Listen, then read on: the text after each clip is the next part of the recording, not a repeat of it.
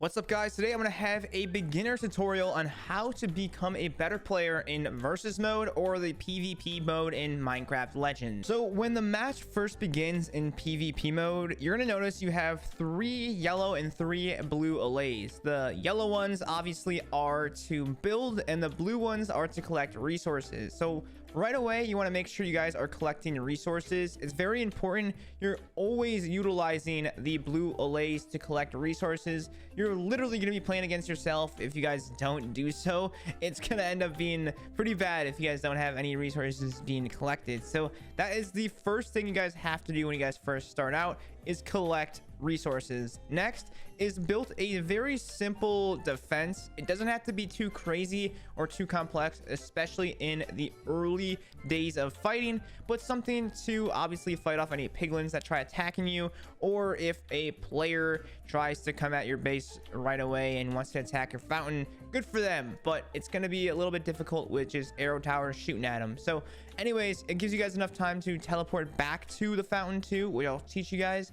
But I recommend just having just simple arrow towers to start off, and then eventually getting your wooden walls and then move them around your base as well too. But to start off, something simple, nothing too crazy. The next thing what I recommend you guys doing is locating on the map where the horde or where the piglins are, and I'll explain why. So pull up your map here and you can see the closest one is probably this guy right here. So I'm gonna go ahead and mark it on my map. You guys will notice on the bottom of your screen there is prismarine, which is kind of like the lighter blue, and then there's the lapis. And so lapis is like the dark blue. So in order to get lapis, you have to kill piglins here. So you guys will see I'll start killing these piglins and they're gonna drop lapis and I'll collect lapis.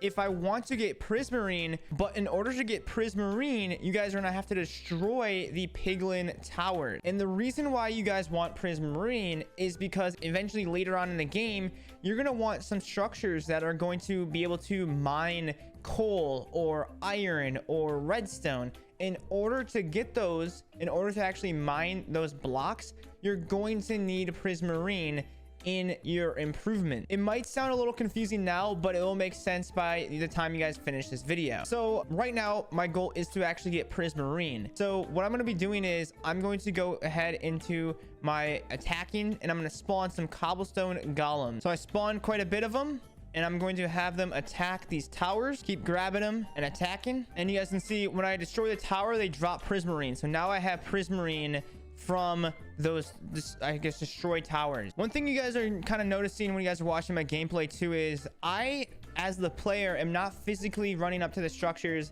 and hitting the structures. And there's a good reason why, because my attack is kind of useless against structures. It's only good against other players or other like small piglins or small animals or small mobs. Even bigger mobs, my attack isn't really that useful. It's only useful against smaller little mobs. So keep that in mind.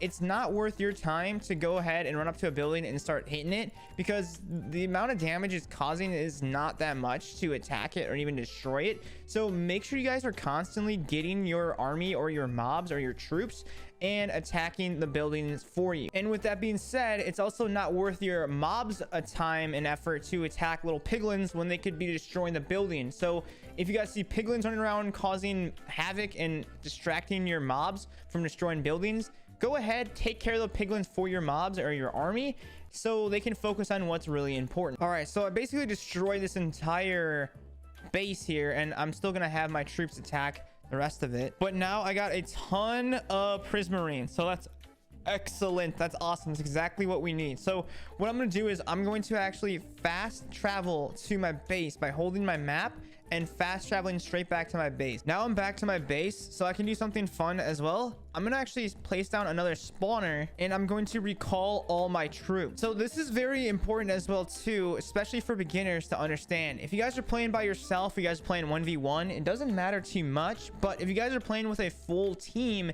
if you guys recall all your troops, it's going to recall literally every troop on the battlefield, including your teammates that actually like place down the spawners, and they could be in a battle right now. So make sure you guys communicate with your entire team before you recall all of your troops, because they could be in the middle of attack of like their base, and if you recall them, then they're all gonna be coming back to your base and they're not gonna be able to help out your teammates. So obviously ask everyone before you recall all the troops. With that being said, communication in Minecraft Legends is extremely valuable. There isn't any in-game game chat right now, so if you guys are looking for players to play with on Minecraft Legends, make sure you guys join my Discord, and you guys can join up in voice chat and you guys can play with other players. But let's get back to the premise of this video. So next, now we have our Prismarine. What we're going to be doing is we're going to be making our improvement tower, and we're going to make it so we can actually mine coal, iron, redstone, all that fun stuff, so we can have even more OP troops. So the first thing we're going to want to be doing is we're going to want a improvement tower. So I'm gonna go ahead and place down a improvement tower. And you also notice too, my blue allays are not collecting resources, so let's continue to have them collect resources while I'm actually working on my base. It might be an annoying task to continue to use those blue allays, but it's super crucial. All right, so now that we have our improvement tower, this improvement tower allows us to actually build other improvements such as iron, coal, diamond, redstone, and even more stuff. So what I recommend doing, if you guys want to, some of the first improvements that I would say you guys should do is either the flames of creation or the abundant allay. It's kind of up to you how you guys want to go, but let's go ahead and teach you guys how to actually mine. Let's do coal. So now I have my Prismarine that I collected from destroying the piglins towers or base. So now I can actually use that Prismarine to create new improvements such as coal. Let's do some redstone. What's also important too is your resources are going to be capped, but if you guys actually create multiple of the same improvement huts, such as say if I already have a coal hut or a coal improvement, you guys can actually place down another coal. That way you can actually carry even more coal when you guys are out mining. But now that we have our coal improvements, now we can actually go ahead and start mining coal. So let's go ahead and find coal. So now coal's on the map here. We have our improvement tower for coal, and so now we can start mining coal. And that's exactly how you guys can actually collect coal in Minecraft Legends. It also works for iron and any other resource you guys find on the map. You might find some mounts across the map. Personally, any mount is basically better than the horse mount, so I recommend swapping to it. My personal favorite right now is for a beetle, but I'll save the reasons why in a more advanced tutorial later on my channel, so make sure you guys subscribe for that. I'm gonna go ahead and place down a banner, so this allows me to actually have more troops rallied around me at the same time.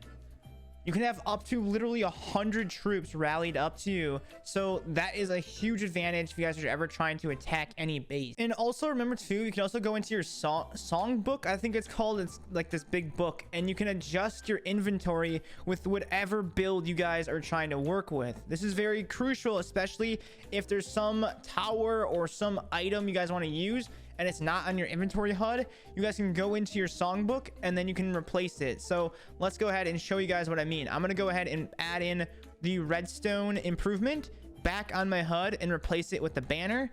And now I'm good. So now the redstone improvement is actually in my inventory, so I can go ahead and place it down. So I'm gonna place down another redstone inventory or improvement hub, and it's already building. One thing to note as well too is that every single map you guys play is completely different, completely random than any other previous map you guys might have played already. So with that being said, some maps will have maybe an abundance or a ton of one resource, and sometimes it'll have barely any of some of the resources that you guys like to use. So keep that in mind. I recommend doing a brief survey of the map, seeing what materials and resources you guys have before you guys start upgrading and getting these improvement hubs for different resources. Just make sure that resource is actually available for you guys to mine before you guys start going crazy with these improvement hubs. A little tip for you guys as well too, you guys will see I'm taking some damage. If you guys are actually taking damage and you happen to stumble upon one of these blue portals, you can actually run to these blue portals and it'll give you guys a little health boost. So I healed up right away. Also, if you guys built the carpenter hut will also give you guys a health boost as well. So I have a ton of redstone here. I'm going to actually mine, but you guys can notice there's little piglins running around. I recommend clearing out the area just so the piglins won't kill your lays, and then start placing down your lays to collect the resource. Redstone is one of the most OP resources you guys can get, especially depending on whatever tactic you guys are using, but I'll explain why I love redstone so much. A lot of people are split on whether to go for chests right away or not. Personally, it's kind of up to you. I would only really start looking for them like early on because they are limited, and to my knowledge, I do not believe they constantly spawn or like respawn. So once they're open, they're done, right? So make sure you guys collect them before your opponent does. A quick tutorial how to actually find diamond. It's located throughout different biomes in the world here. So you're gonna notice that this biome is the jagged perks. It's very different than normal Minecraft because it's kind of odd that you'll see diamond spawning literally on the surface level, but ignore that because it's a little bit more important than just traditional vanilla Minecraft. But you're gonna notice too that you're not able to actually mine it. You can see in your initial inventory, depending on how far you guys are, you guys don't have the ability to actually mine diamond, and it works the same way as any other resource. So what you're gonna want to do is you want to actually build an improvement hub in your base, and this is gonna cost you a couple stone, a couple of wood. While I already have enough collected, you're gonna want some prismarine, which you're gonna have to get by destroying piglin structures. If you have to go into their base and destroy their towers or any other structures, you're gonna get rewarded with prismarine. After you guys have enough prismarine, you're gonna notice that you're gonna be able to actually build an improvement hub for gather diamond. So I'm gonna place this inside of my improvement hub, and I'm gonna place it down and have the LA build it. You'll notice then once I built it, it allowed me to actually have the diamond resource in my inventory. So now I can actually go back where I initially found the diamond in that biome, over the gather diamond, and then now my LA is going to start collecting diamonds for me. So that is how you guys can get diamonds in Minecraft Legends. So now that I expanded my resources, you can see I have more options of what mobs I can spawn. Initially, it was just the plank golem spawner and the cobblestone golem spawner, but now I have the creeper, the zombie, the warrior spawner, grindstone, and it's really important to just expand the variety of troops you can actually spawn so you can use them for different use cases. Make sure too you're continuously just upgrading and building more arrow towers and making better defenses for your base. You can get creative and have different walls, have different angles, especially for areas that you don't plan on actually walking to. But early on, your big defense will definitely be the scatter towers as well as the arrow towers. Now let's go over how to attack your opponent's base. There's a ton of different methods to do it, and there's no really like correct way. It all depends on how they built their base and how you guys want to take it on, but I'm going to show you guys some very simple different methods how you guys can actually go ahead and go about it. So the most obvious one obviously is just placing down your troops and having your troops go ahead and rush the base. I personally believe that creepers are one of the most OP mobs in the game, and they do really well when you guys have them attack different gates or walls. While it is possible to select different mobs and have them, I guess, like different types of them attack different areas, I am not a big fan of this UI, and personally I think it's easiest if you guys are able to stay organized and develop your own little small like platoons where you have little different groups surrounding your opponent's base. For example, I'm gonna have my plank golems just attack the normal players or any smaller troops. I'll have my other platoon or a little group attack the main gate. So these guys are going to be attacking, the creepers are going to blow up the main gate, and then the skeletons will rush in, and then these golems are going to be distracting the towers or the arrow towers. So let's quick try this method. So I'm going to have my golems go ahead and attack this arrow tower, keep them distracted. I'm going to have these skeletons and these creepers go ahead and attack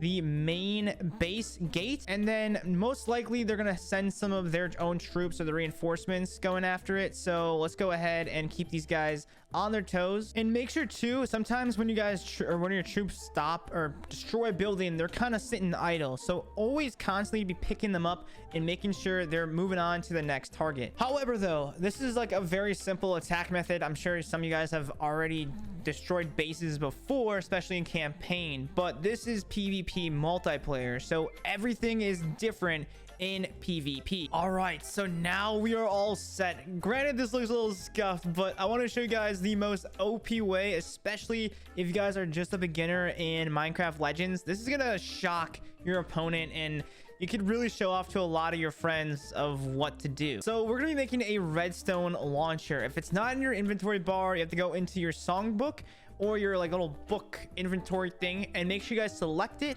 and replace it with something in your hotbar. So the redstone launcher is by far the most OP tactic you guys can use in Minecraft Legends early on in the game. And once you guys have this thing built, instead of having your units go ahead and rush the base or rush the castle, it can be very costly, especially if you guys are having your troops run around and attack the base, blow up the gates and the walls. But you can literally use the redstone launcher from a far distance and attack their fountain. While honestly, it's very simple to use while no opponent is like attacking it. What I recommend doing is having your units stand in front of the redstone launcher to defend it while it's actually shooting at the castle. And this is why it's important to have different scatter shots and arrow towers around it too, to help defend your redstone launcher when people are attacking it. Now that you know that you can attack your opponent's base with the redstone launcher, it's very important to understand that your opponents can do literally the same thing back to you. So what I also recommend, if you guys want to be more defensive,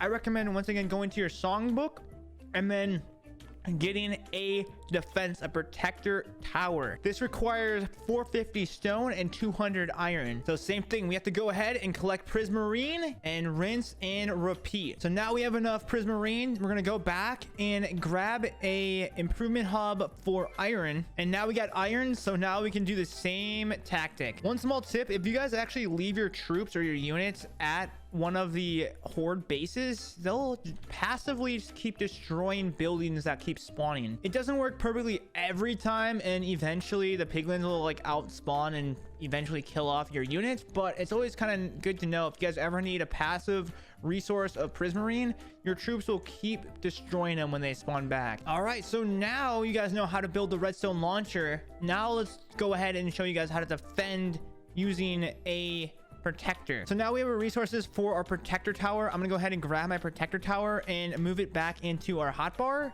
and then I'm gonna place the protector tower inside of our base. It's always good to note, take a look at your map to see exactly where the potential attack could be coming from.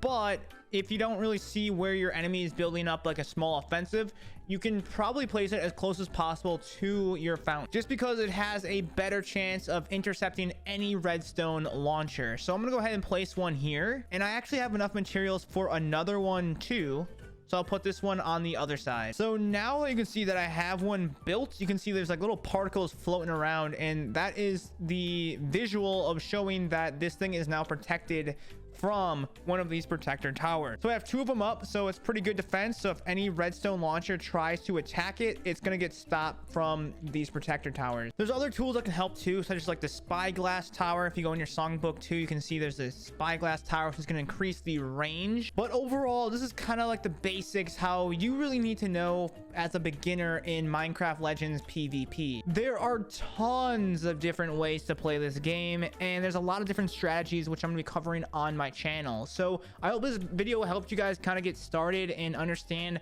how to get the basics down. But if you guys want some more Minecraft Legends strategies and tutorials, make sure you guys do subscribe and hit the like button so I know you guys enjoyed this video and you guys are interested in more Minecraft Legends videos. I'll keep uploading if you guys want me to, just by hitting the like button. But we'll catch you guys in another video. Take it easy, my friends. Have a great day. Peace out.